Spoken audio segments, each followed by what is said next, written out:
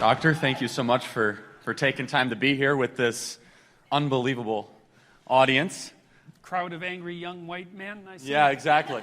You know, I was reading one of the articles on you earlier. I think it was from the New Yorker. It said, Dr. Peterson's doctrine of masculinity. I kind of look around at a young women's leadership summit getting a standing ovation. It's a little bit different than the narrative they've been trying to paint about you recently.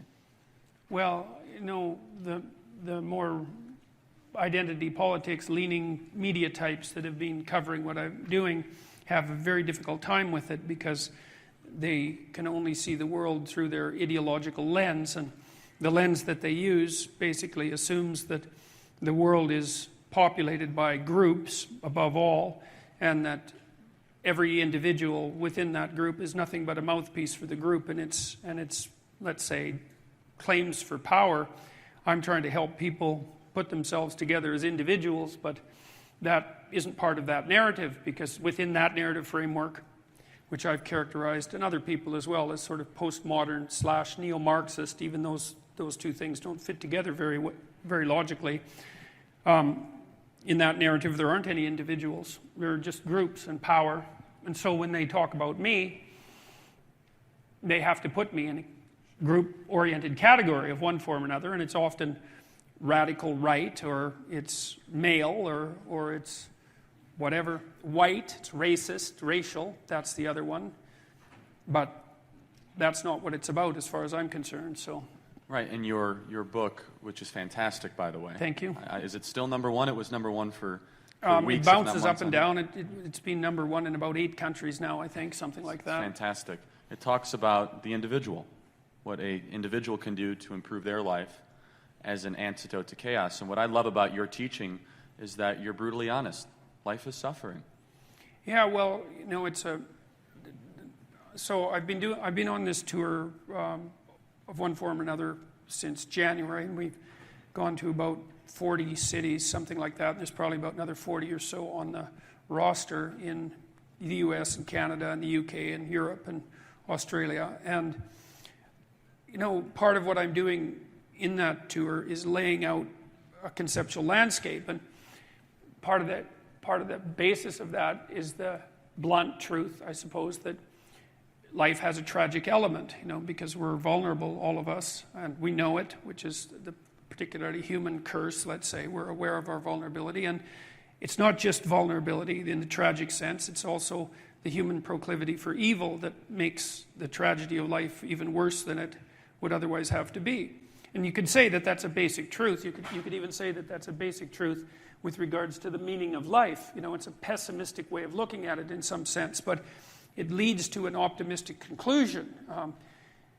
All of us have to face our limitations and malevolence in the world, and the possibility that we'll be betrayed or betray other people and act improperly, and that's a heavy burden. But the truth of the matter is, as far as I'm concerned, that each of us has enough potential character, power of character, let's say, if it's properly manifested, to contend with that in a noble way and to rise above it and to transcend and to deal with it in large part, because we can make the world a much better place than it is for each of us individually and for our families and for our community. And we can constrain the malevolence, at least in our own hearts, and perhaps have a positive effect on those around us as a consequence. And that actually does make things better, and we actually can do that. And that's where the meaning in life is to be found. And that meaning, you know, that goes along with the adoption of that kind of responsibility is actually the antidote to the suffering. You know that perfectly well, because all of you need a reason to get out of bed in the morning, especially on a rough morning, you know, when things aren't going so well in your life. And there will be plenty of times when things aren't going so well in your life. And you still need a reason to get up and get moving and get out there. And if you have adopted the responsibility at an individual level to make things better, given how bad they are, if you've adopted the responsibility to make things better, then you have a reason to get up. And so one of the things that I've been stressing to people is that there's very little difference between the meaning in life that gives you fulfillment and that engages you in existence, and the willingness to shoulder as much individual responsibility as you can possibly handle. Those are the same things. And that's a really useful thing to know. And you kind of know this, right? Everybody knows this because, first of all, if you're not living up to your responsibilities, even to take care of yourself, the probability that you're going to be ashamed of that at some level is extraordinarily high. And so your own soul tells you that you're in error, so to speak. But also, if you look at who you spontaneously admire, which is a good indication of where your value system really sits, you'll see that the people you admire are always people who take responsibility for themselves and responsibility for their family and responsibility for their community. You know, we're cynically, it's often considered that we admire, let's say, the rich and successful because of their status and their wealth and their power. But that's a very shallow and it's very trivial, and I also don't really believe that it's true. I think that the people we admire are people who conduct themselves admirably in life, and you get a spontaneous admiration as a consequence of that, and that's a call from the deepest reaches of your being to imitate and to follow in that pathway, and you can do that, and so that's not a narrative that fits very well with the whole identity politics, collectivist notions of how humankind is constituted. So, well, let's talk about that. And so for those in the room that are not totally familiar with this idea of postmodernism and identity politics, where did this come from? And what is your analysis of where it stands today? And what is the true agenda of those people that are pushing postmodernism, identity politics, so on and so forth? Well, I would say that the intellectual groundwork for postmodernism was probably laid in France in the late 60s and early 70s, and it was mostly laid by people who were at one point Marxist types. They were radical leftists, and I mean that was very common, especially in France at that time, because there was an immense student revolutionary movement in France, probably bigger there than anywhere else in the world except perhaps the United States. And the problem is that the leftist narrative ran into some major problems in the late 60s and early 70s. And the basic leftist narrative is the radical leftist narrative. I should say, just as a point of clarity, that there is utility for political belief across the spectrum, from the left to the right? Because what the right tends to do is to make a case for the utility of hierarchies. And what the left tends to do is say, well, look, one of the things you have to understand about hierarchies is that they tend to dispossess people so that they stack up at the bottom. And so you need people to speak for the dispossessed, and you need people to speak on behalf of hierarchies. And so that's the political spectrum. And there should be a dialogue between those two groups constantly, because you want to keep your hierarchies functional and intact and healthy, but you want to make sure that they don't alienate people who aren't succeeding in the hierarchies, because then they stack up at the bottom, and that's hell for them, and it's not good for the stability of society in general. So you need that dialogue. But clearly, people can go too far on the right, and they can go too far on the left. They go too far on the right, I think, when they start talking about ethnic and racial superiority, and we've kind of boxed that in. We kind of know when that's gone too far. When they go too far on the left is a much more difficult thing to determine conceptually. I think the left-wingers go too far when they start talking about, for example, equality of outcome, which is an absolutely catastrophic doctrine. Anyways, what had happened at the end of the 60s was that the evidence that the extreme leftist experiments had failed catastrophically became so overwhelming that even the radicals couldn't, in all good conscience, support an affiliation with those systems anymore.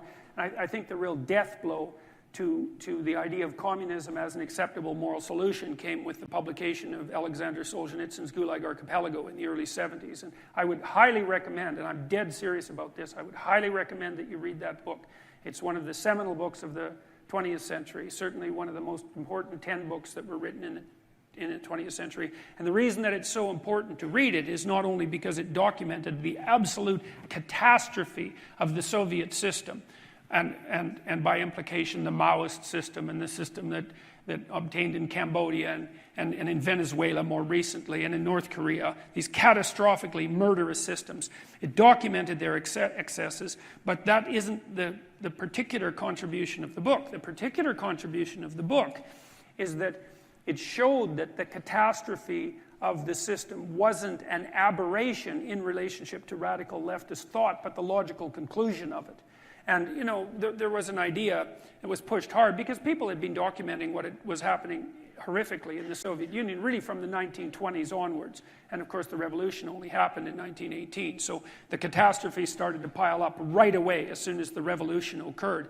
People attempted to finesse that by saying that it was a cult of personality, and that the catastrophe could be laid at the feet of Stalin, and that wasn't real communism, despite the same thing that wasn't real communism. Yes. Every time it's tried. Yes, well, that's the thing. And so, but by the 1970s, the early 1970s, it was clear that that narrative wasn't going to fly anymore, because the evidence that it was an utter catastrophe of unparalleled proportions became so clear that even French intellectuals had to admit that something was wrong. And what arose instead was this postmodern view, and it's complicated.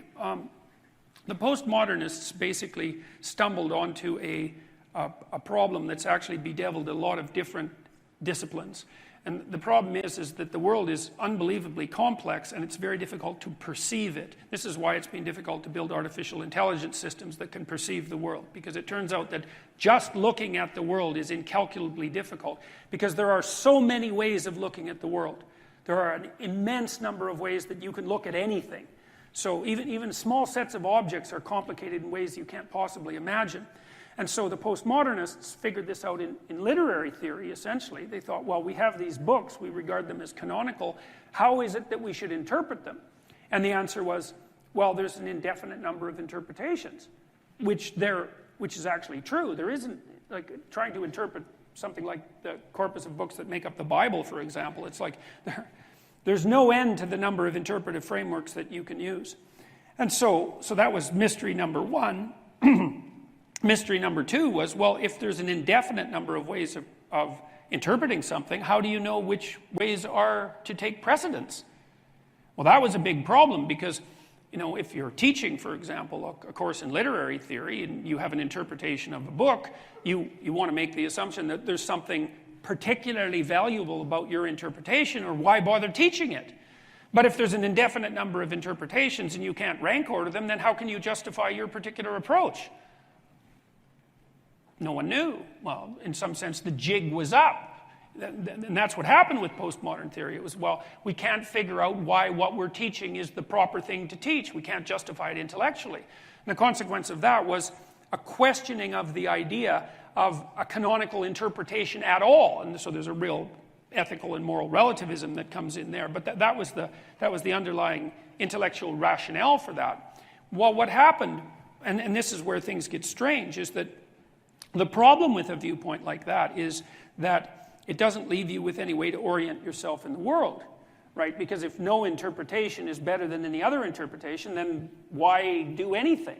Why do one thing instead of another? Which, of course, you have to make decisions to do one thing instead of another, or you'll never do anything. And you have to do things. And so there's a real nihilistic element to postmodernism that's built into it. And the way that was resolved, as far as I can tell, was really blindly, in some sense, by an alliance between the neo-Marxist types that were still around and looking for a new doctrine, and the postmodern types. It was like, even though the postmodernists criticized the idea of overarching narratives, and Marxism is certainly an overarching narrative, that didn't stop them from allying with this leftover Marxism and reconfiguring it in some sense. So instead of the old Marxist narrative about the bourgeoisie, the upper class, the ownership class, say, and the proletariat who were being oppressed by them, we got identity politics out of it.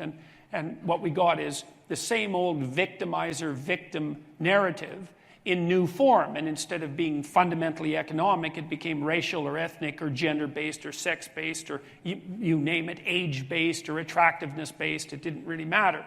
And so the Marxist types could keep on playing the same old game in new clothing, let's say. And that movement became extraordinarily popular, first at Yale, so it was actually Yale's fault, just so you all know. And then across the universities over approximately a 30-year period. Now, I'll close with this. You see, I think the postmodernists are seriously wrong. And I actually think we know why they're wrong.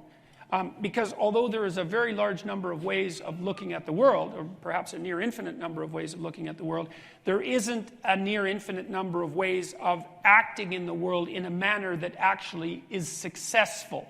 So, so there are constraints on how you can interact with the world in a successful manner. Let's assume that you don't want undue pain and anxiety. We could just start with that, and I think that's a reasonable proposition. You can tolerate some pain and anxiety if it's in the service of something greater, obviously, but I just mean pointless pain and anxiety.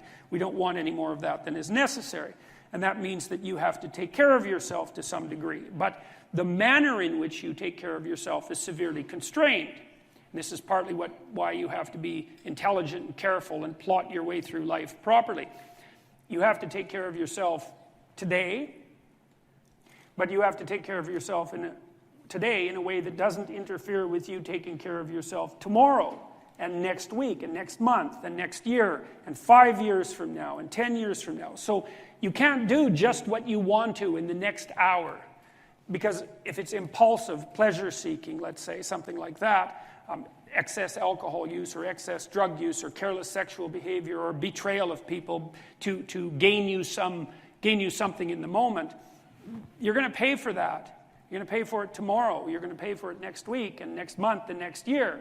And so because you're going to exist in the future and because you have to live with yourself, there's only a certain number of ways that you can act that are going to work. But it's more than that. It's not just that you're responsible to your future self or the set of all your future selves. It's that you also have to act in a way that works for your family. Because otherwise your family is going to disintegrate and break down and cause you and them all sorts of misery and grief. And not just your family now, but also your family into the future. And then not just your family either, but also your community. And so you have to set your aspirations so that they serve you in the broadest sense over a long period of time, and they also serve your family, and they also serve your community, and that's a very tight set of constraints.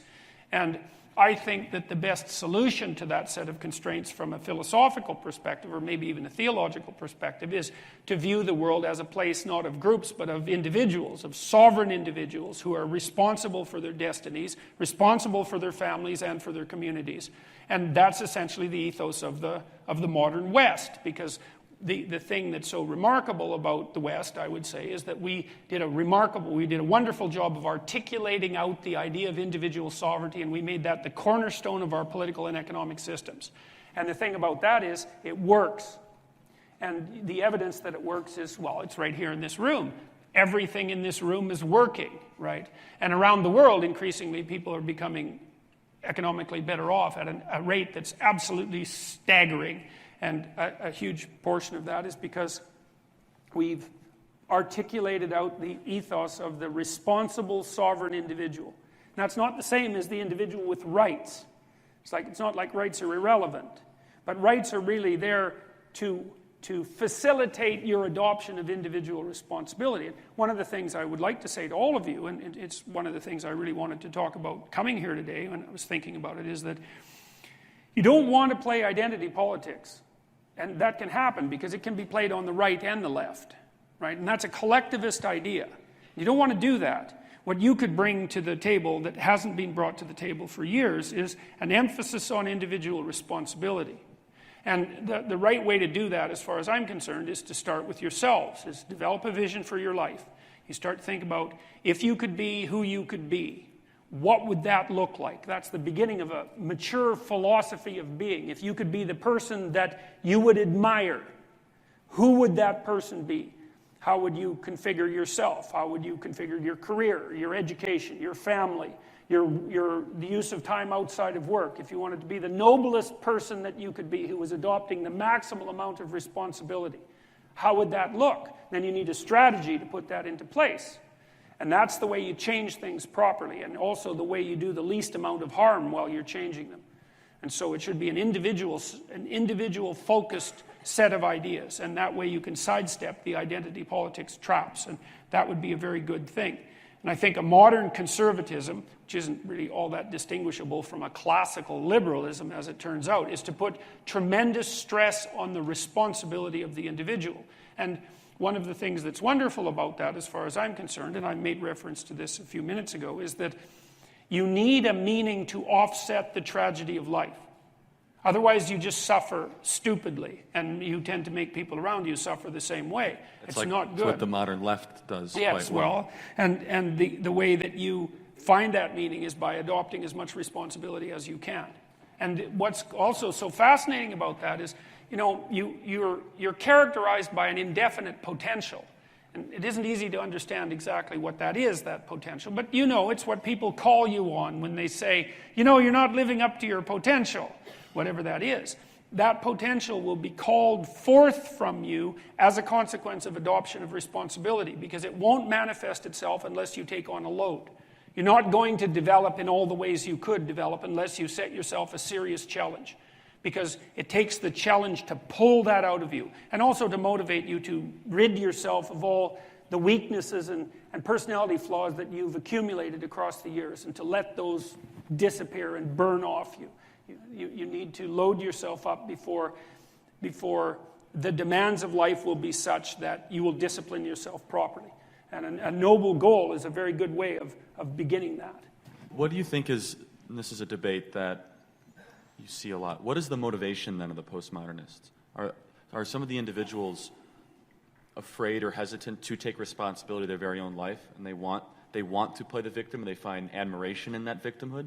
Or they find meaning in the victimhood? Well, I think a lot of them, I think this is particularly true for a lot of the young people in universities, is, I think the universities are in some sense, especially the radical end of the humanities and the social sciences, and so I'd really put my finger on disciplines like women's studies and ethnic studies, all the cultural studies programs, anthropology, sociology, social work. Education is an absolute bloody catastrophe. Law is probably the worst. Well, there was an article in the Chronicle of Higher Education just 3 weeks ago saying exactly that, Law is degenerating at a very rapid rate, but these radical disciplines, see, what I see them doing is the same thing that cults do, and what cults do is prey on people who are dispossessed in various ways. And I think that if you have had bad relationships, perhaps particularly with men in your life, you've never had a stable relationship with someone who is masculine, and you're confused about exactly how the world works in relationship to how men and women should behave, that you're a great target for exploitation by radical professors. And so, but a lot of the people who are in that position are people who've been badly hurt in one way or another. And, and they're trying to contend with the fact of their hurt, and they are often doing that by identifying the perpetrators. But the problem is that they've often had something terrible perpetrated upon them. But that doesn't mean the fact that you've suffered at the hands of a man, let's say, or a woman for that matter, doesn't mean that all men are somehow suspect as a consequence. And or that the proper way of dealing with that is to transform the sociological structure of the world. But many, many young people are taught exactly that by their idiot professors. So that's part of it. That's part of the motivation. I mean, there's also there's this weird amalgam of compassion for the dispossessed and hatred for the successful as well. That's a constant characteristic of the left. Well, it's like the Orwellian. It's what George Orwell observed when he was a former socialist. He said socialism has become much more about hating the rich than helping the poor. Yeah, well, the problem is, and this is something I've been working on the preface to the 50th anniversary version of the Gulag Archipelago, the abridged version, and so that'll come out in about a year, and so that's been a great thing to work on. And I was trying to distill Solzhenitsyn's observations about why the Russian Revolution went so catastrophically wrong, because, as I already said, there's reasons to be concerned about the dispossessed, right? And that's the proper area of concern of the let's call them the moderate left. It's something perhaps the Democratic Party has been reasonably good at over the decades, is serving as a political forum for the working class, and they need a political voice, obviously. The problem is, and this started to happen very early on after the Soviet Revolution with its demands for equality of outcome, is that, first of all, who's an oppressor and who's oppressed is not a very easy thing to figure out. And the problem really is that each of us is an amalgam of oppressor and oppressed, because you think about it this way, is all of you have, I hate to use this terminology, but I'll use it for the purposes of illustration, all of you have unearned privilege, well, what's the privilege? It's like, well, you didn't build this infrastructure, you didn't build the highway system, you didn't build this amazing technological society that you live in that granted you a certain unparalleled standard of living. You know, you're undeserving, let's say, beneficiaries of what your ancestors bestowed upon you. And so, and you could call that privilege if you wanted to. Now, the problem with that is that you can divide people up in a very large number of ways. And so what do you have for privilege? Well, maybe you have gender privilege, and maybe you have attractiveness privilege, and maybe you have intelligence privilege, and maybe you have being born in the United States privilege, and you have being, yeah. And so if you buy the idea that all that is being purchased at someone else's expense, then that makes you an oppressor. Now, this is what happened in the Soviet Union. It's really what happened, is the initial doctrine was, let's raise up the dispossessed. But the problem is that you can categorize people so many different ways in groups that you can always find a reason why someone's not a victim, why they're a victimizer. And you just can't believe, and this is why you need to read the Gulag Archipelago, you just cannot believe how many groups of people were obliterated in the nature of, in the service of, in the name of equality. You know, the communists wiped out all the socialists. So that's very interesting. They wiped out all the religious believers. They wiped out all the students. They wiped out anybody who had a middle-class background. And that didn't just mean middle-class people. It meant their families, including their children and their extended relatives. It's like if you were even peripherally associated with someone who could be regarded as privileged by any measure whatsoever, then the probability that you were going to get rounded up and killed or imprisoned or brutalized in some manner was almost 100%. And so the problem is that it's not very easy to distinguish those who have compassion for the dispossessed from those who are using compassion for the dispossessed as an excuse to take revenge against anybody they think has any more than them. And because, unless you're a saint, and you're probably not, the proclivity for hatred can be a more powerful motivator than the proclivity for love, given that you're not very developed. Then it was the proclivity for hatred that seemed to rise to the top very rapidly in these revolutionary societies, and the consequence of that was absolutely, to call it dreadful is barely to scrape the surface. And so, hypothetically, there's motivation with regards to compassion for the dispossessed. But in real life, even if these movements are often started, to give the devil his due, by people who are genuinely compassionate, that doesn't mean they won't be taken over by people who have hatred as their fundamental motivation very, very rapidly. And that certainly happened in, I can't think of a circumstance where there was a radical leftist revolution in the last 100 years where that didn't invariably happen. That's what happened. And so it's not good that that happens. We don't want that to happen. And the proper response to that, as far as I'm concerned, is to develop a view of the world that's focused on the individual, conceptually, to think of the individual as the fundamental category, and then to act that out pragmatically. And what that essentially means is get your act together. You've got things to do in the world. The absence of your full being in the world leaves a hole that is filled by terrible things. At minimum, you have an ethical responsibility to ensure that the world doesn't devolve into something approximating hell. And at maximum, you have the responsibility, again, and it's a heavy ethical responsibility, to do everything that's in your power to make things as good as you can possibly make them, in this sophisticated manner that takes you and your family and your community into account. And it's on you, right? And that's meaning. You know, people say, well, I'd like to have a meaningful life. It's like, well, fair enough, but the price that you pay for the meaning that transcends tragedy is the adoption of responsibility for the catastrophe of existence. But that ennobles you, right? It makes you into someone strong and someone competent and someone who's worthwhile and who lives in a manner that justifies their own suffering. And that's what, there's nothing better than you could possibly do than that. And this is a movement that could... So, I guess among the professors you've dealt with, would you say that they're coming from a position of virtue and goodness, or from the triad of evil that you talk about? From of destruction, greed, and envy? I don't really think about it that way necessarily. You know, it's like I do think about it more in the manner that I just laid out. It's like, I think that the collectivist viewpoint is very dangerous, and I just described why. I think you do not subsume the individual to the group. The other thing that is happening on the left that shouldn't happen, and it does happen on the right too, by the way, is that individuals are accused of the crimes of their group, which is sort of the essence of bigotry, I would say. And again, this is something that happened in these totalitarian radical left societies, where if you were the member of a group and the group was accused of some sort of crime, whatever the crime happened to be, the fact that you were a member of that group meant you were also guilty of that crime. I think that's an absolutely terrible way of looking at things. I would say it's better to stay disentangled from the collectivist narrative entirely. And just because one of the things that I've come to realize here is that if you want things to work out properly, the best way to make them work out is to tell a better story. It's not necessarily to fight against the people that you think don't hold your viewpoint, because the fighting actually produces negative consequences. And I'm not saying you should be a pushover, because you bloody well shouldn't be a pushover. That's pathetic. You should be able to stand up for yourself.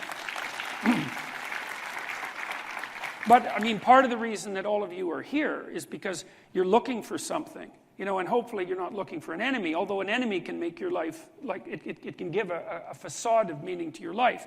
Hopefully the reason that you're here is because you've decided that you're going to take your proper place in the world, and that you're going to move forward with dignity and with strength and with responsibility and all of that. And so that's a great motivation. And I would say you can, in some sense, forget about the collectivist narrative if that's what you're going to do, because the act of putting yourself together will be so powerful, both for you personally and for the people around you, but also by example, that you'll just blow the other narrative completely out of the water. And it's to tell the person who tells the best story wins. It's as simple as that. And the idea of the transcended individual, that is the best story. There's nothing that can compare to that. And everyone wants that, because even if you're cynical and bitter, and maybe embittered towards the world, there's still a part of you that would like things to work out well. And you can call to that part in people and say, look, no matter how much you're suffering and no matter how bad things have been for you, things can improve, and you can become the sort of person that you admire.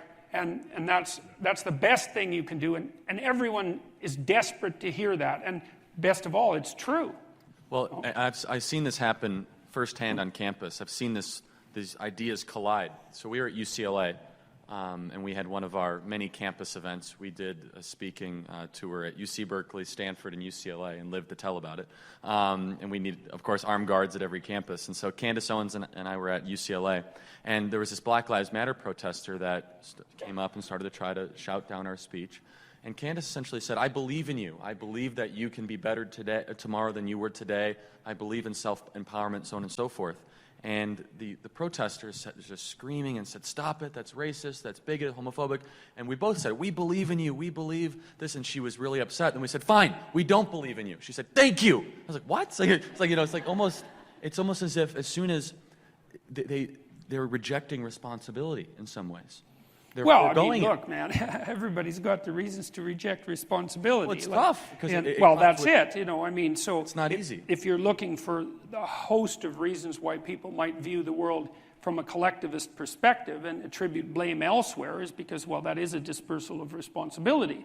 And we should also point out quite clearly that the idea that even the societies in the world that are thriving, and I would say those are fundamentally Western societies, although that's spreading very rapidly all around the world, right? Because things are getting better on the economic front at a rate that's absolutely beyond comprehension.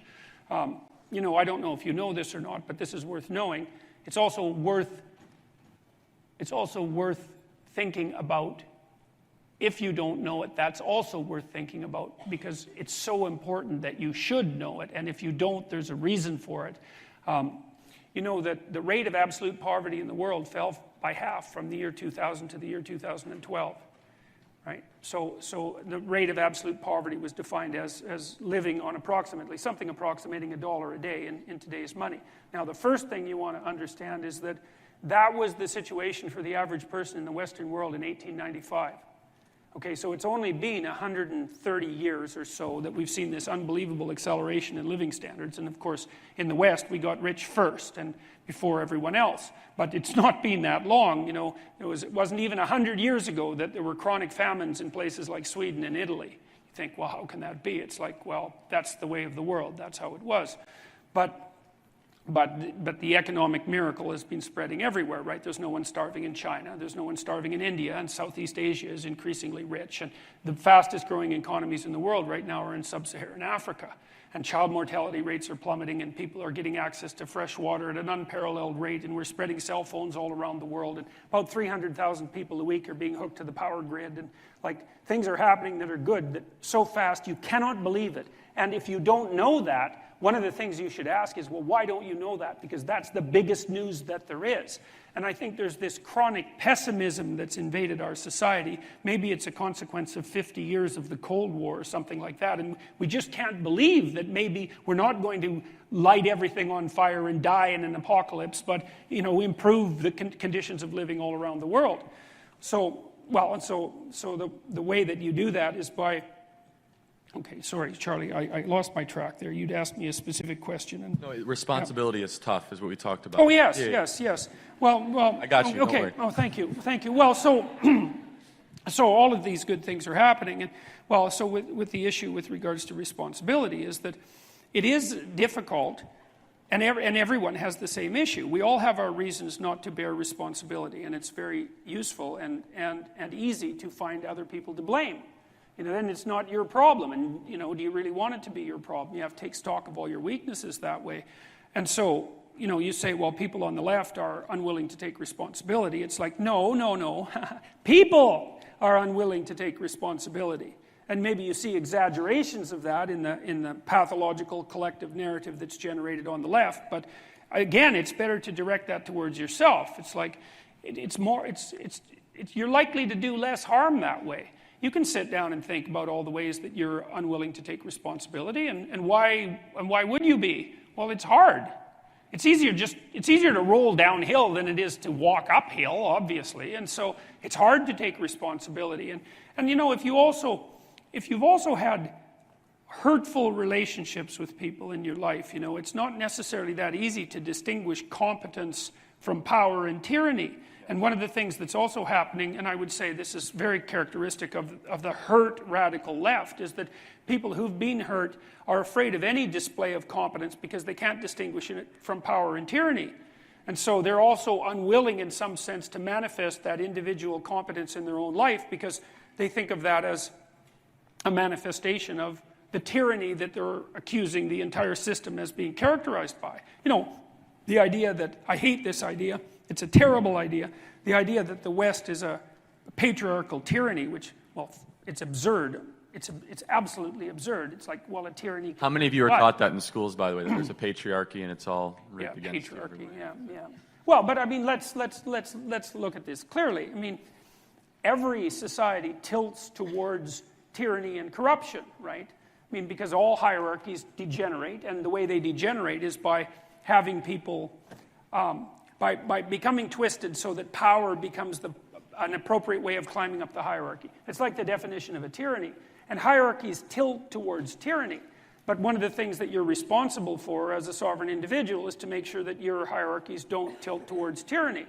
And so the leftist complaint that hierarchies tilt towards tyranny is actually accurate, but the radical leftist claim that our hierarchies are tyrannies and that all action that fosters those hierarchies is power and tyranny is just preposterous. You know, it's part of the problem of undifferentiated thinking. You can see this in discussions of the gender pay gap, for example. I mean, women are paid slightly less than men on average, but there's very many reasons for that. The biggest reason, likely, is that women take an economic hit when they become mothers. So it's actually not a gender pay gap, it's a mother pay gap. And that's a good way of starting to formalize the issue and make it more precise. But there's all sorts of other reasons as well. Men work longer hours. Men are more likely to work outside. Men take more dangerous jobs. If you work 14% more hours, and this is a good hint, by the way, if you actually want to make some money in your life, if you work 14% longer hours, you make 40% more money. It's a non-linear return. and men are more likely to work longer hours than women. Now, the question is why? But, well, there's all sorts of reasons. Now, part of the reason that there's a gender pay gap, and perhaps part of the reason that there's a mother pay gap, is because of arbitrary prejudice, because the system isn't perfect. But the question is, what proportion of the pay gap is due to arbitrary prejudice? And the answer to that is a far smaller proportion than the total pay gap. And then to attribute all of that to, you know, the tyranny and prejudice of the patriarchy is the sign of the fuzziest possible thinking. And and the thing about that sort of... Well, the thing about that sort of thinking is that it's not even helpful to the people that you're hypothetically trying to help, because you don't solve a problem by conceptualizing it stupidly. And so if you can't do it, if your diagnosis isn't correct, like it could easily be, and this is something for all of you to sort out, because this is going to be a problem for all of you, is that it isn't obvious what we should do about the fact that motherhood produces a vicious economic hit for women. You could say, well, that's a problem. Now, maybe we don't know how to solve it. Maybe the only way to solve it is the way we have been solving it, which is to make it a problem that's essentially solved by the family. Maybe that's the best solution there is, but that doesn't mean it isn't a problem. But we're certainly not going to solve it at all unless we specify the damn problem. And to conflate the problem of the economic hit that women take for becoming mothers with the gender pay gap is just going to get us nowhere. We'll just get tangled up in stupid arguments about the patriarchy. And I have to say, I was made aware of you probably 8 or 9 months ago, but where I really leaned in is when you just obliterated Kathy Newman. Is that her name, Kathy Newman from the UK? Oh, yes. My goodness. And what was so amazing about it is it seemed like you were being so kind and you were giving her as much opportunity as possible. And you said essentially what you said, there's a multivariate analysis based on the gender wage pay gap. And she said, well, that must make you anti-women. You know, it was astonishing that she couldn't reconcile what you were saying, that you were actually trying to find some commonality upon that this might be a problem, there might be some ways to potentially have a discussion around it. She was immediately trying to marginalize your viewpoint of there's no way that we could possibly have any sort of agreement, why can't you admit this, so on and so forth. So yeah, well, she was skeptical of me, you know. As a person, it was so evident. Yes. She was like, this is a bad person with bad intentions. Yeah. I have to do everything I possibly can to try to expose that. Yeah, well, and I would also say, I wouldn't say that I obliterated her. I would say that she... No, it's not true, because because obliteration requires force, and what I... Well, it does, and I'm making a very careful point here, and it's one you want to attend to very, very carefully, because you're all interested in whatever you're interested in as a consequence of being here, political action to some degree, I would presume, but perhaps also psychological development. It's like what I did in that interview, and what I've been able to do a number of times with a certain amount of success, is apply the doctrine of minimal necessary force. And I'll tell you, this is a very important thing to master, and it's very sophisticated. So there's a New Testament idea that you should turn the other cheek, and that's a very tough one to contend with, because it's not easy to separate out that from the appearance of weakness, let's say, because you want to be able to stand up and defend yourself, obviously. There's no credibility unless you're capable of doing that. You have no credibility unless you're capable of doing that. In the interview that you're referring to, I attempted to use minimal necessary force, and all I was doing was deflecting accusations that, as far as I was concerned, had nothing to do with me. And the reason that was successful was exactly because there was no obliteration. There was just stepping back, say, well, that's not accurate the way that you're formulating that. And what happened was that she had to show her hand, and it was her showing her hand that produced the consequences that were associated with that video, which I think has been viewed, the video itself, about 11 million times, and the various clips and cuts is probably 50 million by now. But because I didn't use force or any more than was necessary, then she had to keep stepping forward with her accusations and her ideology, and she just laid it out completely so that everyone could see it. And so it's another thing you really want to think about. Like, you don't want to be thinking about this as a polarized political battle. Because then you're in the damn polarized political battle, and it's actually the polarized political battle that's the problem. Now, now it's not like, as I said already, it's not like you want to be a pushover, but you step away from that and you work on yourself so that you're an increasingly powerful person. But one of the ways that you do that is that you learn to use minimal necessary force. It's like you don't defend yourself any more than you have to. Like, be careful. Don't push any harder than you need to, because all you do is you generate a counterforce by pushing harder than you need to, and then you're in conflict. And you think, well, I like a little conflict. It's like, look, fair enough, a little conflict, man, no problem. It keeps your life kind of interesting, and maybe that's on the problem-solving edge. But a little conflict can become a lot of conflict very, very rapidly, and if you have any sense at all, that's not what you want. You know, especially if you have other things that are better to do, and you should have other things that are better to do.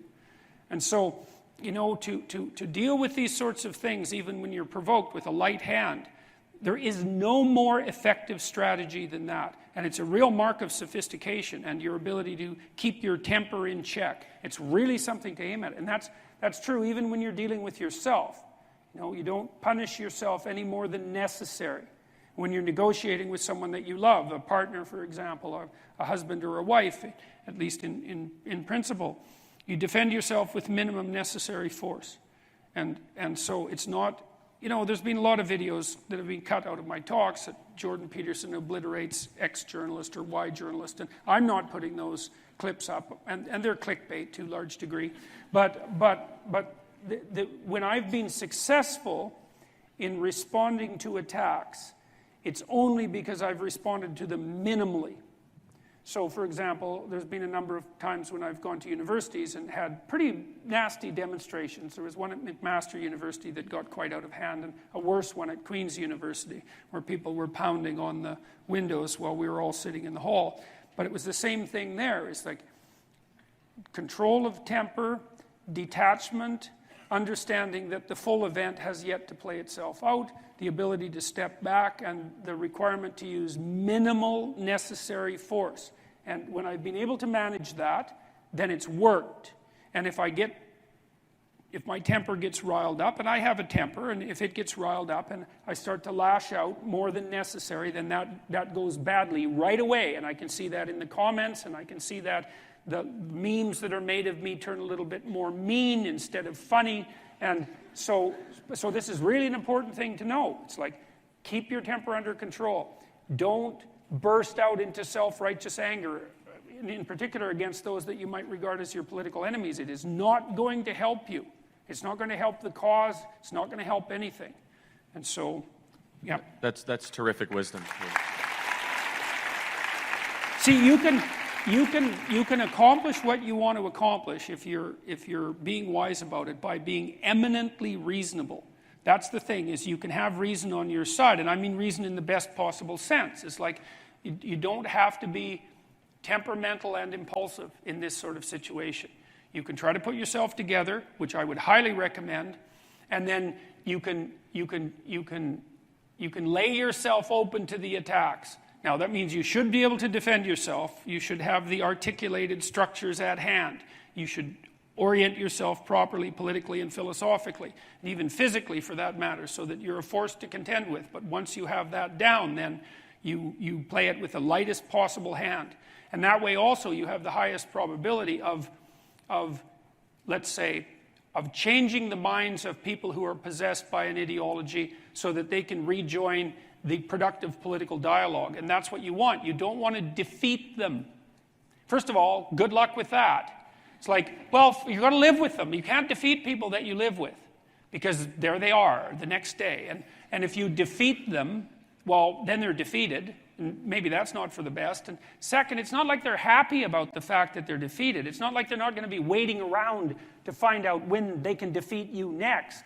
It's like if you're married to someone, think, well, I won that argument. It's like, no, you didn't. No, you didn't, because there that person is, waking up next to you the next day. And so if you won, and they're defeated and humiliated because of it, then the probability that they're going to react properly to you, if they have any sense at all, is very low. And so what you want is you want to negotiate your way to a sustainable peace. And that's what you want to do in the political realm, too, because, well, in this country, you know, there's a certain amount of polarization. I don't think it's anywhere near as bad as the media is making it out to be as they go through their death spirals and generate clickbait like mad. Because, you know, in the U.S., you guys have been voting 50% Republican and 50% Democrat for, what, about 20 years, right down the middle. It hasn't changed that much. But these people who are on the opposite side of the political spectrum from you, they're the people who live across the street. They're the people who live down the street. They're family members, for that matter. And you're going to have to live with them. It's like you don't want to defeat them. You want to bring them back into the reasonable political dialogue. And you do that by having a certain amount, first of all, by getting your act together so that you're a credible and admirable person. But then by having some forbearance and negotiating towards peace. Think about what you want as a victory. You want a victory where you're surrounded by the corpses of your defeated enemies? Or do you want a victory that constitutes peace? Well, that's what you want. And in this country, I mean, you've been able to maintain that for a very long period of time, excluding the Civil War, let's say. And there's been other periods of polarization, like in the early 1970s. You don't want this to be a victory. You want this, not in that sense. You want to decrease the polarization, to bring everyone back under the umbrella of intelligent conversation.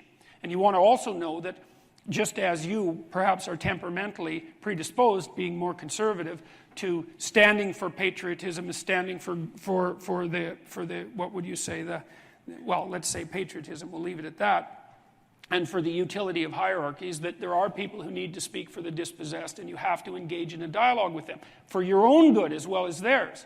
Because healthy hierarchies do take care of the people who are dispossessed by the hierarchies, and that's one of the things that makes them stable. It's not an easy thing to figure out how to do, right? I mean, you don't do it self-evidently by things like redistribution of income, but it's still a universal. The problem of the dispossessed is a universal problem, and it has to be addressed, and that's why you need the political dialogue.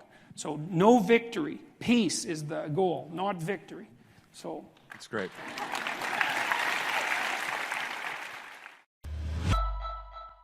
It's 2019 and everyone needs a great pair of wireless earbuds. But before you go dropping hundreds of dollars on a pair, you need to check out the wireless earbuds from Raycon. These things are so easy to wear. I wear them to the airport. I wear them when I'm working out. They are terrific. You absolutely need to get them. Raycon earbuds start about half the price of any other premium wireless earbuds on the market. And they sound just as amazing. Celebrities like Snoop Dogg, Cardi B, Melissa Etheridge, Brandy, J.R. Smith are already obsessed. Raycon's E50 wireless earbuds have totally changed the game for me. They're so comfortable. I'm telling you, they're so comfortable and they're easy to take anywhere. Unlike some of your other wireless options, Raycon earbuds are both stylish and discreet with no dangling wires or stems. And of course, they don't just look great, they sound great too.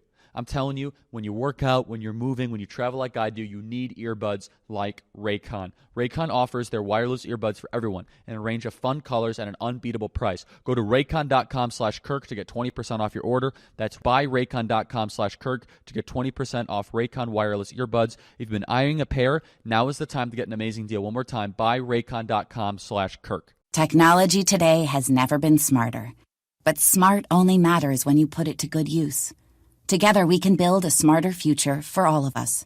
Let's put smart to work. Find out how at ibm.com/smart. Not the music you were expecting? Know what you're getting into with your music and your internet. Straight Up Internet is $50 all in, no hidden fees. And like this music, you can even pause it. Straight Up Internet, know what you're getting into. I want to remind everyone we're taking questions in a couple minutes, so tweet your questions with our hashtag YWLS2018. Be looking at some of the tweets. It's been fun. The feedback's been great so far. So there's another thing I wanted to say, because this is particularly a meeting of women, and because I think this is one thing that you could all do. One of the things I've noticed, and I think this is true right from the beginning of, let's say women became particularly emancipated as a consequence of the development of the birth control pill, which was much more a technological revolution than a political revolution. Okay, because now you have control of your reproductive function, at least in large part. And so, and there's other technological advances that have also made that possible. So now the question is, well, with that additional freedom of choice, let's say, what is it that you want? And this is something that a women's movement like this could figure out, because I don't think we really know. It's my observation, like I've worked with women my whole life, partly because I've always worked in female-dominated industries. So, I'm young enough, let's say, so that women were fully integrated into the workforce in every domain I was in right from the time I started working. And so I've watched women in academia, for example, but in all sorts of other professions as well, negotiate their careers over their entire lifespan. And this is what I've observed, and I'm not saying it's right.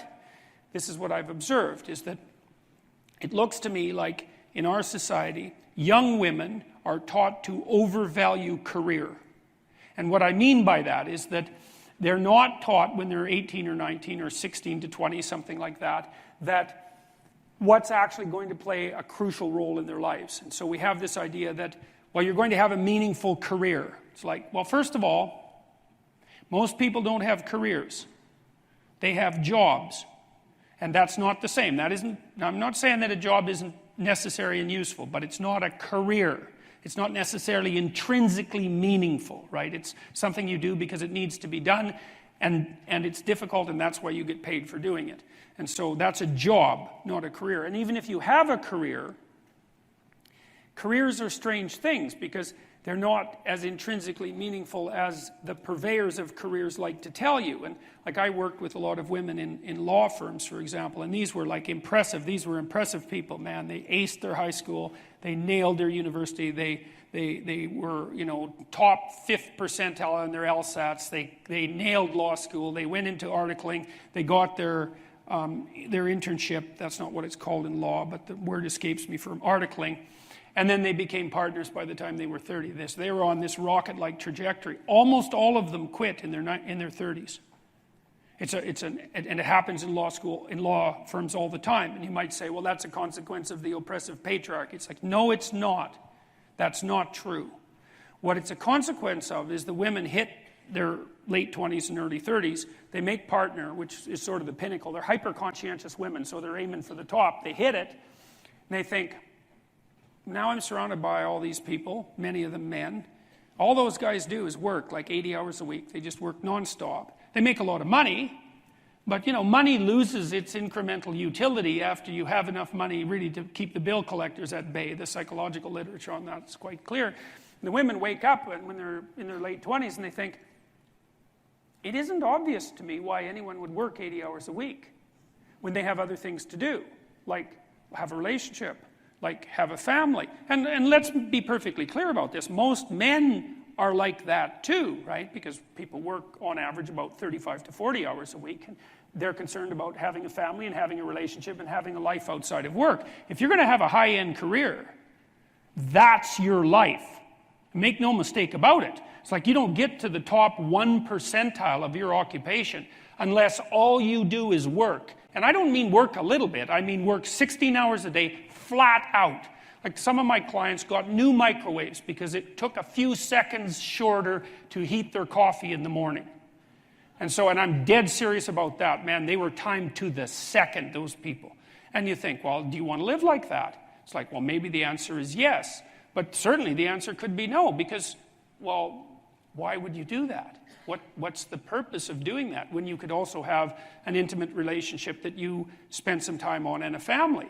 And so one of the things that you people could figure out is, well, if you could have what you wanted as emancipated women, capable of taking whatever place you want in society, what do you want? And how do you find out? Like, how do you find out what women want?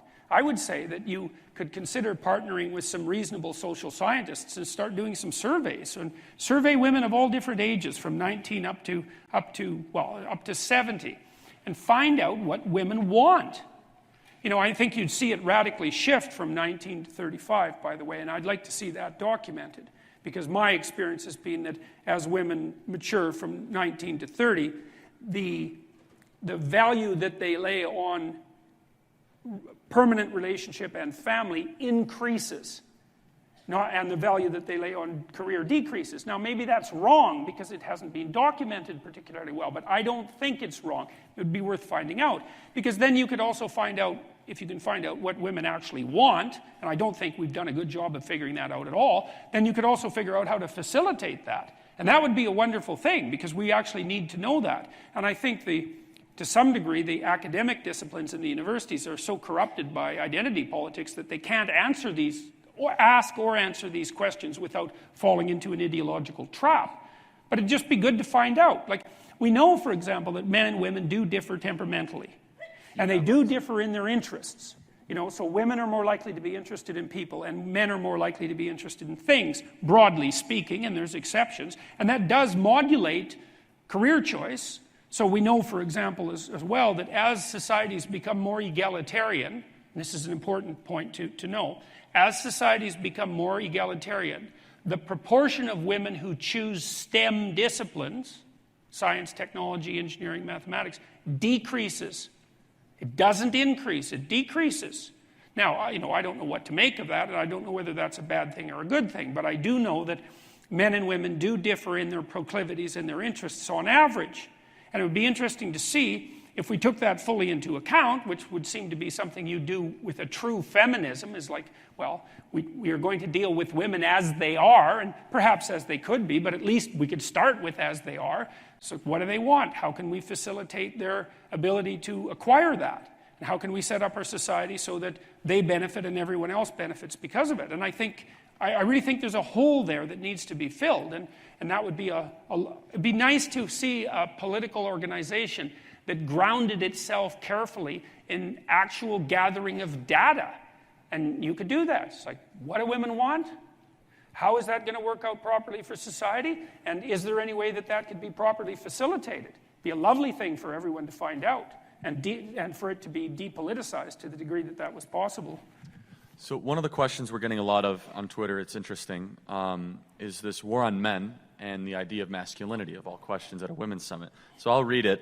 As conservative women, how can we help end society's negative stereotype of masculinity?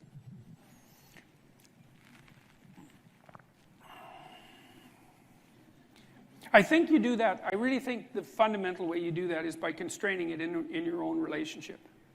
You know, now one of the things you'll find, now I'm going to tread on thin ice here, but that's okay. One of the things you'll find is that attitude towards, let's say, toxic masculinity is likely to manifest itself in your own relationship. You know, in your distrust of your partner, say. And I'm not saying that you should naively trust your partner. I don't think you should naively trust anyone, right? And sometimes people confuse naivety with trust. Say, well, when I was a kid, I trusted everyone. It's like, well, that wasn't wisdom, right? You just didn't know any better because you were a kid. And you say, well, then I got hurt and now I don't trust anyone. It's like, well, you're wiser now that you've been hurt, because you know that can happen, and you know that that's within the realm of human possibility. And you say, well, yeah, but it's damaged my ability to trust. It's like, no, it hasn't. You never had any ability to trust. You just had naive faith in other people, and that's not the same thing. Once you've been hurt, trust becomes an act of courage, not an act of naivety. You say, well, I know that, like me, you're full of snakes, and God only knows when one's going to pop out and bite me, and the same goes for you in relationship to me. It's like, so why should I trust you? And the answer is, because you're courageous. Because if you put forward your hand and trust someone to do the right thing, you radically increase the probability that they will. Now, you don't increase it to 100%, and you lay yourself open for betrayal, right? But if you know that, if you're awake to that, you say, look, I'm willing to take the risk to be hurt in order to extend my hand in trust. Well, that's how you combat toxic masculinity. Right then and there. You do it in your own heart, you know. And you will call forth the best from the person that you're with by doing that. You know, and that's partly the willingness to be vulnerable. And I don't mean naively, right? Because you're not, there's no courage in vulnerability unless you know the price that you might pay. And so you have to trust, and you have to be honest. That's the other thing, you know, and that's part of trusting. You need to let your partner know who you are and what you want. And that also means you have to let yourself know, and that's not such an easy thing, too. You have to have a dialogue with yourself and figure out what you want, and you have to be willing to share that with your partner. I think the way that you glue the relationships between men and women back together is by doing that locally, first of all, right? deal with your boyfriend, you deal with your husband, you deal with your brothers, you glue things back together with your father if you can do that. You establish positive relationship with your son. And then having learned how to do that, well, you're going to spread your influence out properly into the broader community. And I'm a very big admirer of local action. It's like, because local action isn't local. It spreads out so quickly you can't believe it. And if you do things right in the little domains that you have right in front of you, first of all, that's not easy. Like, it's hard to have a good relationship that maintains itself properly across time. That will take everything you've got. And if you're capable of developing the character that will allow you to do that, moving that out into the broader social world will be a simple thing in comparison. So you start by manifesting courageous faith in your partner and the men that are close to you in your life. And then you watch, and you let them know when that trust is being violated, obviously, because you're not a pushover. You say what you have to say, and that way you heal those relationships, and that'll do the trick. That's all you need to do. All you need to do. It's like, good luck with that. It's very, very hard. But you can do it, and it won't cause any harm. That's also a very good thing. So,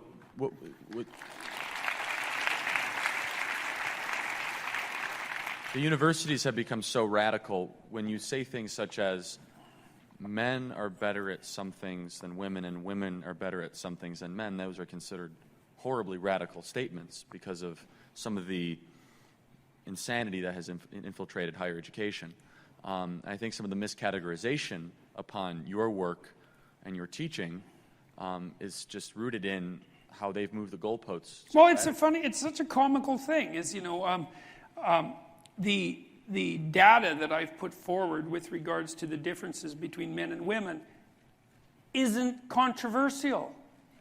So, you say, well, this is pseudoscience, that's one accusation.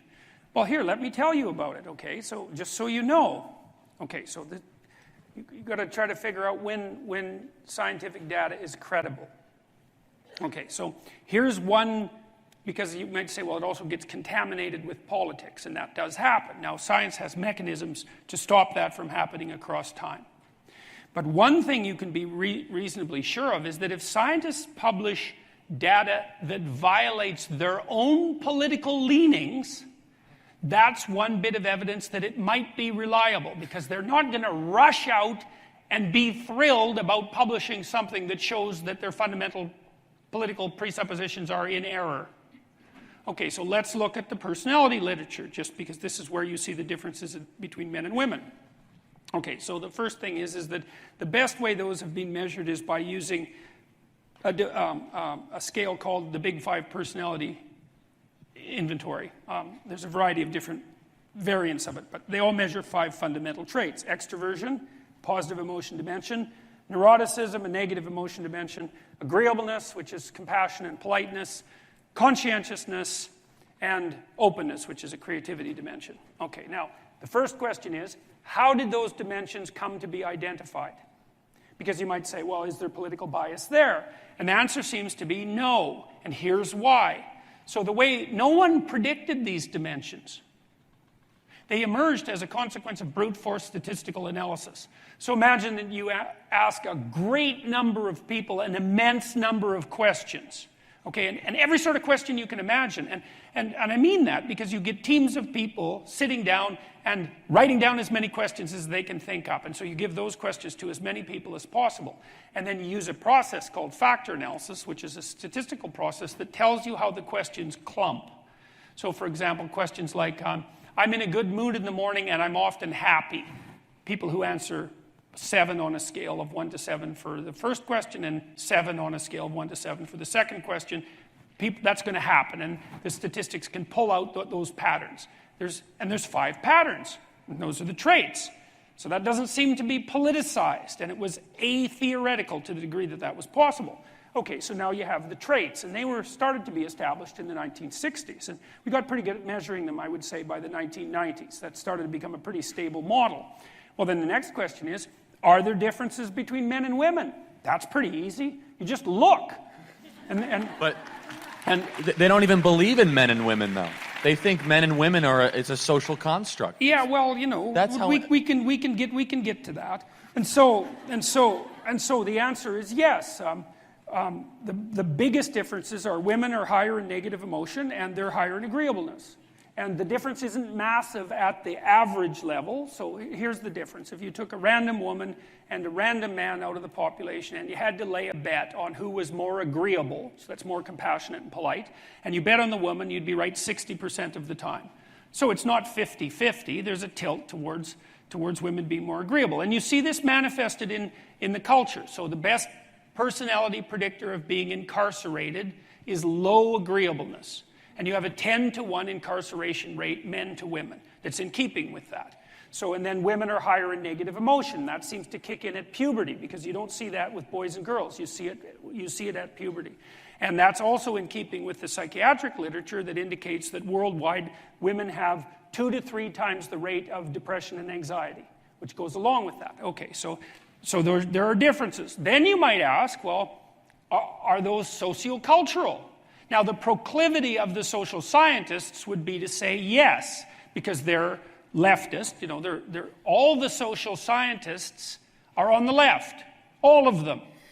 So they're going to be biased towards the sociocultural interpretation. So here's how you do it. You say, okay, well, let's look across countries at differences between men and women. And so if the sociocultural explanation is correct, as societies become more egalitarian in their social policies, the differences between men and women should disappear. Very straightforward prediction. And so those studies have been done. And it's not some obscure damn study that's collecting dust under some tree in the middle of a field. These are studies that have been cited thousands of times, and by scientific standards, that's overwhelmingly successful. If your paper is cited 100 times, it's a major deal. If it's cited like 3,000 times, you've hit it out of the park. Like, that happens to you once in your career, or probably never. So these are major pieces of scientific inquiry, and with tens of thousands of subjects. So, and what they found was, so you stack up countries by the egalitarian nature of their social policies, and then you look at differences between men and women. And what do you find? You find that the more egalitarian the society, the bigger the differences between men and women. Well, people published that. This is why the paper got cited like 3,000 times. It's like, whoa, we didn't expect that. And the reason is, it seems to be, is that imagine that there are 2 reasons why men and women might differ. Sociocultural and biological. You remove the sociocultural influences, the biological differences maximize. Now, it isn't what anyone expected, and it isn't what the researchers wanted to find. But that's the case. Okay, so what do we do about that? Well, you could say we increase the pressure on men and women to equalize them, regardless of the biological differences. But the problem with that is, well, first of all, are you sure you want to do that? Like, maybe you are. Maybe you're going to say, hey, man, equality of outcome no matter what the cost. And so we'll socialize little girls more like little boys, and we'll socialize little boys more like little girls. That's a possibility. But the problem with that is that the differences are large enough and pronounced enough, so you're going to have to produce a pretty tyrannical bureaucracy to impose that degree of equalization on the outcome. And I would say you want to be very careful before you do social engineering on that scale. Alternatively, you could say, okay, well, look, there are the differences. How are we to understand them? And what are we going to do about them? Because one of the things that happens because of these differences, it appears, is that men and women sort themselves out into different occupations if you let them. And you see that most particularly, again, in the Scandinavian countries, where there's a massive preponderance of male engineers. And remember, being an engineer is a very niche a category, right? Most people aren't of the engineering type. Most of them aren't. But the preponderance of those who are appears to be male. Okay, and we're not exactly sure why that is. It seems to have something to do with interest in things rather than people. And the preponderance of people who go into healthcare, nursing in particular, are women. Is that okay? Well, this is the sort of thing that your generation is going to have to figure out. Do we want to, like my proclivity, and this is a personal proclivity, would be to let people sort themselves out as they see fit. That's kind of a free market solution. And it seems to me that that's a saleable message to young women. It's like, well, you're not exactly the same as men. Now, the parameters of difference aren't fully defined, and the causes for that aren't fully understood, but there seems to be a fair bit of variability. It's like, manifest the variability in a free market. That seems to be, to me, that's the least injurious solution. And I think that's a saleable message to young women. It's make your choices based on your proclivity, all right, assuming that you're also taking care of yourself and your families and your community. And I think that that's a perfectly reasonable way of going about it, because the alternative is to engage in really large-scale and intense social engineering in an attempt to eradicate the differences. And the other thing, too, is we don't know how useful those differences are. So I've been, and this is my opinion, just so you know it, I've been trying to puzzle out why women are more prone to negative emotion than men, and why that kicks in at puberty. So, because it's not so fun to be more prone to negative emotion, right? You pay a big price for that. It produces increased emotional pain and anxiety. So it's a big price. So why in the world would women be characterized by higher levels of negative emotion, given that it produces an excessive depression and anxiety, and it's associated with a fair bit of suffering? And I thought, well, here's a bunch of reasons. You can tell me what you think about them. Okay, women become sexually vulnerable at puberty.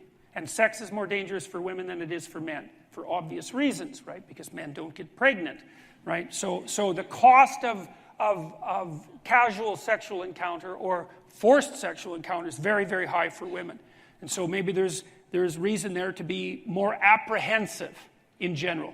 Women are smaller than men, and they're not as strong in the upper body. So there's a physical issue here as well. So that's reason number 2.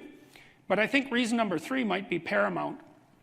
Look, we don't know how susceptible you need to be to distress to be a good mother, right? And it looks to me like you have to be quite susceptible to distress, because what should happen when your infant is upset is that should make you upset. That's an empathy response, right? And so it could easily be that you have to be more sensitive to threat than might be good for you, because there isn't you, there's you and the infant. That's the canonical female configuration, let's say, from an evolutionary perspective. And so you're not afraid for you. You're afraid for you and the infant. And that puts you at a certain disadvantage in dealing, say, with adult men in the general world, because you're a little bit more sensitive to negative emotion. That might be optimal, but that's the price that you pay for being particularly sensitive to incredibly dependent offspring, which of course is characteristic of people. Now, I don't know that that's true. But those are hypotheses I have about why the negative emotion differences exist. And if they do exist, like maybe it is the case that your infant has a slightly higher possibility of surviving if you're a little more sensitive to threat. It stands to reason, and obviously that can get out of hand. But those are differences that we might not want to mess with either, because we don't understand their utility. And so it isn't obvious that you want to be trained out of that, because maybe that would make you harsh. And maybe that would make you too harsh to be really good at taking care of really small infants. Now, I don't know, right? Because we've only really sorted out the fact that there are temperamental differences between men and women that are reliable. We've only really figured that out, I would say, in the last maximum 30 years, but really more like 15. It's like that's not much time to adapt to a piece of information like that. And we've only figured out that it's not fundamentally sociocultural in its causation. It's been less time than that. So, but what's troubling is that from even your home country, there's a movement where parents say, "Oh, I'm going to let my kid decide if they're a boy or girl." There's this third option on the birth certificate. Yeah, so good luck with that. No, but you know,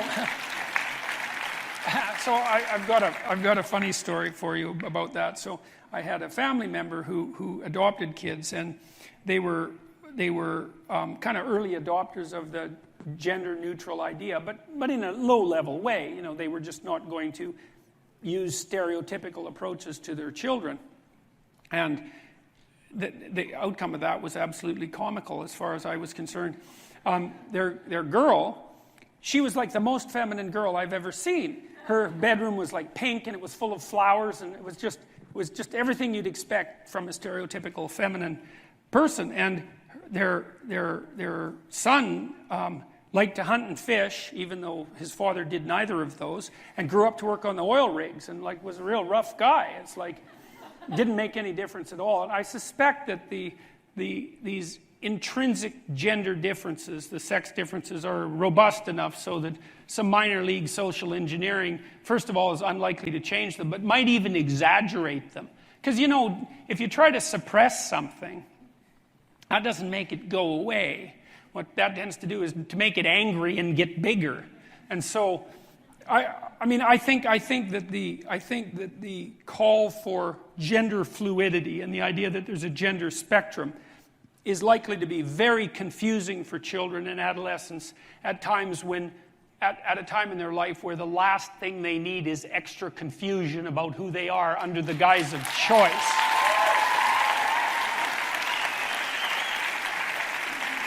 So I think that it's a foolish bit of social engineering. I think the underlying theory on which it's predicated, which is now law in Canada, appallingly enough, the social constructionist version of gender, I think it's the reason it's been transformed into law is because the activists lost completely in the scientific domain.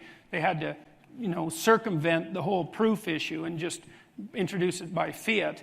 I think it's a sign of the degeneration of the education system in general, so I'm appalled by it. But I also think that getting rid of gender differences, so to speak, is going to be a lot harder than any social engineers can possibly imagine, and that the probability that it will kick back hard is really high.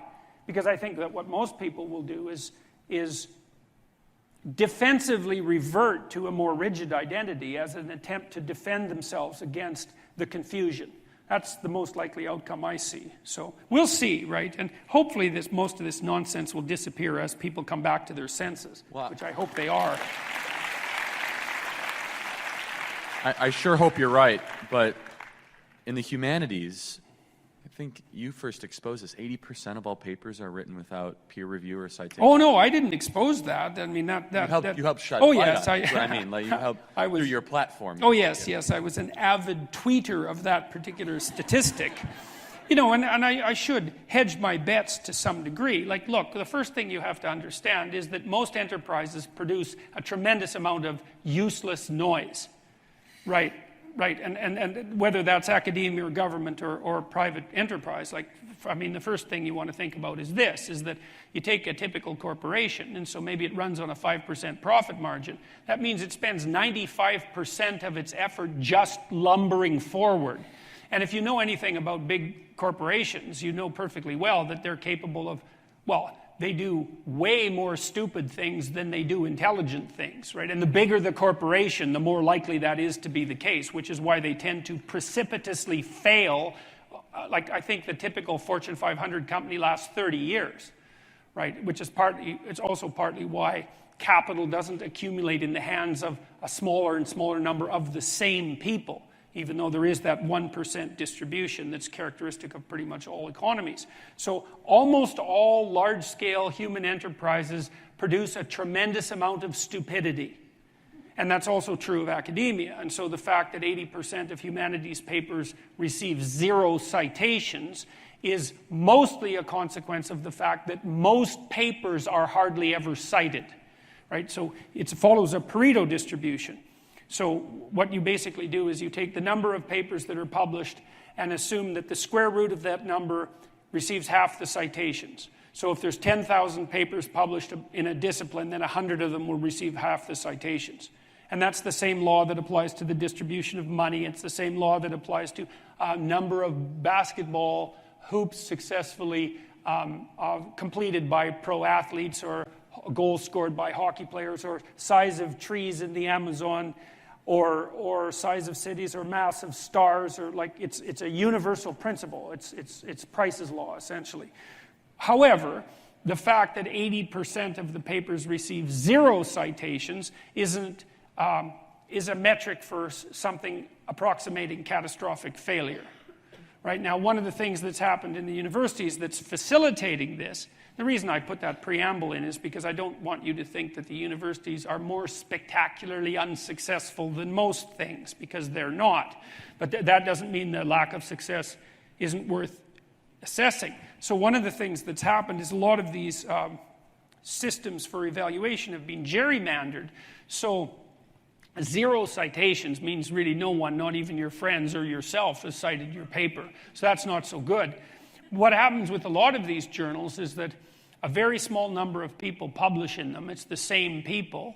They request that the libraries subscribe to them. And the libraries pay radically inflated prices to subscribe to these journals, which is why the publishers publish them. And the price of the subscription is subsidized by tax money or by insane tuition fees. Either way, it's equally reprehensible. So there's a market for useless information that's generated by the subsidization of publishing journals at inflated prices. And so you get this generation of excess material that's completely useless and expensive, and that's part of what's driving this sort of thing. It's not good. I mean, it's one of about 7 fatal errors that the universities are making, because I think they're making approximately 7 fatal errors. So too much administrative overhead, like way too much administrative overhead that's been getting out of hand over the last few decades. Right? When the size of the faculty has remained essentially constant and the number of faculty that have full-time positions has been plummeting, that's error number 2. The faculty are being replaced with part-timers who have no job security, who get paid nothing, and I don't mean literally nothing, but it's so close to nothing that it might as well be nothing, and who have no power over the destiny of the universities whatsoever. So that's part-time adjunct staff that are up to 40% of professors in many institutions now and higher in some.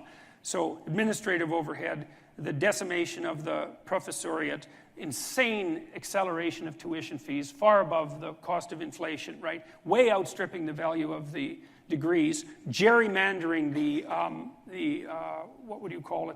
standards necessary to graduate, the proliferation of the activist disciplines, the use of these ethics committees that have like taken scientific research, especially on human beings and animals, down at the knees. They've made it so cumbersome and slow that anyone with any sense is appalled by it. The fact that in the United States, if you take out student loans, which are easy to access, that you can't declare bankruptcy, which is just absolutely mind-boggling to me because it's a form of indentured servitude. It's a way that the university administrators have figured out how to pick the pockets of the future earnings of their current students. So I think that's 7. There's more. But failure to teach people how to read, failure to teach people how to write, failure to teach people how to speak, failure to teach them the proper classics, especially in the humanities, because they're actually worth learning. It's just an unbridled, bloody catastrophe. And the universities are going to pay for it. Well, beyond that, I had a campus lecture a month ago where a student came up and they said, you know, in our literature class, we are no longer, this is Stanford, actually. Mm-hmm. We don't learn Shakespeare because he was a white male. Mm-hmm. And so I'm going to push back with one thing you said. I don't know if it's going to get better anytime soon. It has gotten... Oh, I think the universities are going to lose their purchase on higher education. That's what's going to happen. Look at it this way. I mean, why read Shakespeare? Well, the answer is either there's intrinsic value in Shakespeare or there isn't. If there isn't any intrinsic value, then it doesn't matter. If there is intrinsic value, so let's say the intrinsic value of what's the intrinsic value of the liberal arts? It's not an obvious, the answer to that question is not obvious. But here's my answer to that. Okay, so the liberal arts present to you the great works of literature and philosophy of the past. Okay, so why is that useful? Well, the reason it's useful is because it's useful. Is that these are examples coded in stories and often in explicit philosophy that tell you how to live properly with a minimum of excess suffering, with a minimum of unnecessary damage to others. They contain wisdom. And wisdom is valuable because wisdom is what you need in order to know how to live properly. And it's valuable. Okay, and then the liberal arts also hypothetically taught you to speak clearly, to write intelligibly, to think properly, and to familiarize yourself with those great works. What's the utility in that? We'll be blunt about it. Economically, well, that's simple. If you can communicate in those means, speaking, writing, and if you can think, you are so powerful that nothing can stop you. You think about it, well, what do you mean? Well, I don't care who you are. I don't care if you're a plumber or a waitress. Not that there's anything wrong with being a plumber or a waitress, because there isn't. It's like you're going to negotiate for a raise. You're going to negotiate for a promotion. You're going to negotiate how your customers treat you. You're going to negotiate how you advertise yourself, for example, with regards to picking up customers. That's all articulated linguistic ability, the ability to express yourself. If you're good at that, you win, period. And so, right, look, there's a reason, like the children of rich people took liberal arts degrees. Why? Because the rich knew that that was the best possible training for leadership positions. And it wasn't because it was a romp through the park for 4 years and then daddy's inheritance. It was because if you learned how to communicate, you were unstoppable. Now, if the universities stopped teaching people valuable things, they abandon the classic literature, for example, and they abandon their sacred duty to teach people how to communicate properly, all that means is that they'll devalue their brand and they'll disappear, because that's their brand. And then if they leave all that valuable material just lying around, then you can be sure that someone else will come and pick it up and make something useful out of it. And so I think that'll happen way faster than people think. It's already starting to happen online. I mean, the lectures that I put online, they're university lectures, and they're devoted to what I just described, to helping people put their lives together and learning to communicate. I mean, there's millions of people have watched them. It's like, and that technology is just sitting there. And so the probability that we can generate systems quite rapidly that will educate and accredit thousands, hundreds of thousands, millions of people at very, very low cost, you watch. That's going to happen so fast it'll make your head spin. And the universities will collapse. I always say you can learn much more from watching Dr. Jordan Peterson and Prager University for a month than going to spend 4 years trying to pursue some liberal arts degree for $200,000 in debt. More wisdom, more instruction for life. So in the short time we have remaining, what advice do you have for this room, this particular audience, and what would you like to say that you haven't already had a chance to say to this historic gathering of young women? Don't underestimate yourselves. Don't underestimate. Let me rephrase that. Don't overestimate yourself, but don't underestimate who you could be. That's a much better way of thinking about it. You know, psychologists of the careless sort, I would say, have been pushing the idea of self-esteem for a very long time, probably since the early 60s in its more careless forms.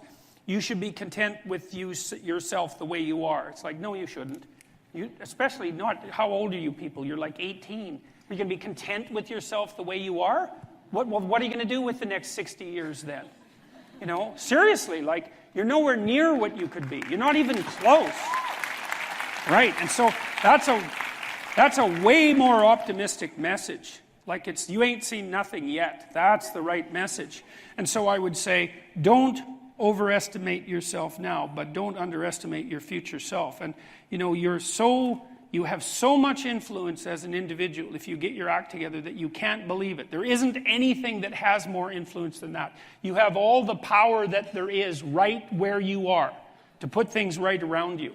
And if you start now, you're also young. You start now, you develop a noble vision, right, of who you could be. You start to put that into practice, develop some discipline, familiarize yourself with the great works of the past. Learn to read, learn to write, learn to speak, learn to think.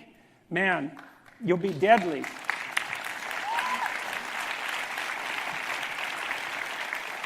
Dr. Jordan Peterson, so everyone knows, he took 2 flights to get here. He had to come here, and he's going back to tonight, I think either to Kentucky or Indianapolis. Indianapolis tonight. You're on tour, so the fact you made time for this means the world to all of us. You are...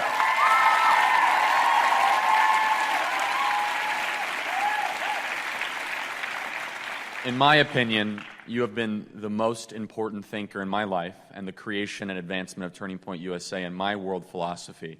And I believe you are the most instrumental thinker that will continue to allow us to help save Western civilization. And you are my hero, and I want to thank you again for making the time. Thank you.